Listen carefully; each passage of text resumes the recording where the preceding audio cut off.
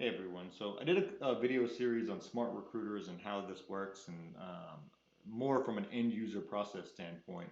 But I got a bunch of questions on, okay, well, how about when we set up a new job as a recruiter, and what does that process look like, and where is AI in that process, and things like that. And so I've logged into SmartRecruiters, and I'm in the jobs area where we have all of the jobs that we've created over here. And so if I take a look at this, there's a couple different things I could do. If I'm starting from scratch, I could create a job. If I'm changing a job that already exists, then I'd click into this here. And so now the area that I'm going to show today is actually the job ad. And so this is a job that already exists for a transformation consultant. And if you take a look at this, we already have a job ad here. And this is going to have all of the details. And so I can come over here and I can click into it. And so now I'm going to actually see kind of the end result of something that's already been created over here. And you can click into screening questions. I can look at published sources. I can kind of see what's out there. If I need to make a change, then I can come here and press edit job. And so this will now be very similar to what you would use if you're creating something from scratch. And so let's just say I'm going to change this to architect, and I need to spell that properly. And so now, one of the interesting things about this, you kind of put the job title, you put the location, you put other things like that. And then you put whether the location, other details. So obviously there's a lot here that's configurable. But then you actually do have Winston AI capabilities. And so there's two buttons here, you'll notice this create and then refine.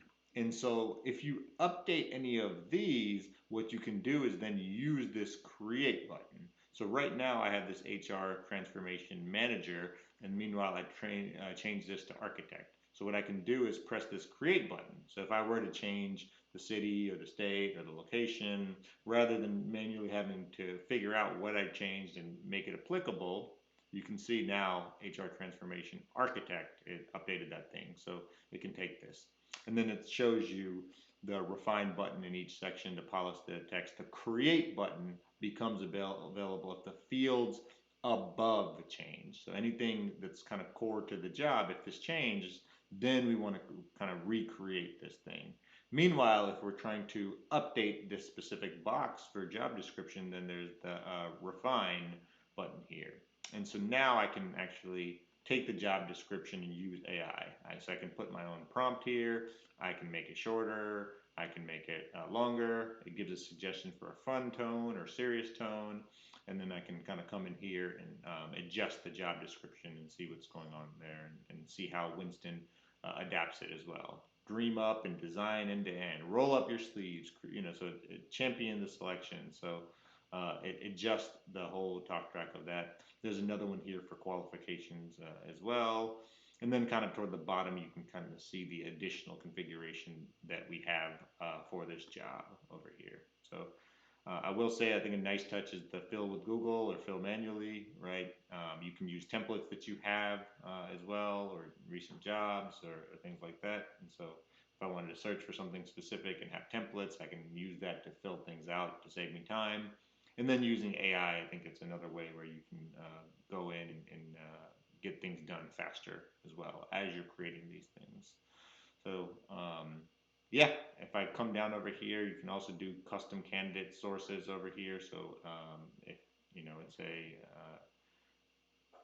agency, I can actually look for the source of this and select the agency and then create a custom URL. And so that offers tracking abilities and things like that. The last thing I want to show is actually the screening questions and how this works. And so when I look in this, you can see that there are some questions that are pre-configured. And so this is set by the administrator. And you can see it says, are you okay with relocation? And this is just a question there. And then you can set up knockout questions as well. Are you at least 18? So in this case, I can't change it. I can't adjust the text. I can't change that it is a knockout question. This was set by the system administrator as a knockout question because this company doesn't want to hire anyone under the age of 18. And then what I can do is also add job specific questions, right? And so let's take a look at this one. Are you certified in SAP? So we already have a library here. And then for these ones, I actually can change it. And so part of it is yes or no is the options here for this predefined question. Attributes, do we want to make this a required question? I can say yes. And then if it's yes, then I could also create a branch question as well. And if it's no, I could also make this a one that knocks out the candidate. So you do have some options there here. So if I'm creating branch questions, then this is the first one. If you say no, you're knocked out. If you say yes, then I can have a follow-up question about this and say, hey, what's your years of experience working with Concur, right? And so then kind of go from there. And so that's how this works in terms of asking questions. So you might see that on job applications, and this is kind of shows how that works over here. And then kind of at the bottom here is the knockout rejection configuration. So you can select the reason, did not meet screening requirements, and then it sends this rejection email. And you can pull in variables here as well. So you can see, we can select the employee first name, last name, job title, name, just what you'd expect here, right, from a system like this where you're going to go ahead and pull in these things rather than making it static, so to say. Rejection email send delay, so you can choose a delay. You can wait an hour after they submit it, or 2 days after, 5 days after, and things like that. All right, so yeah, just wanted to show more about how the jobs and things like that are set up in SmartRecruiters. Let me know if you have any questions or what else you'd like to see. But yeah, a really good experience with SmartRecruiters and how it's coming along. So happy to see this. Thanks for watching.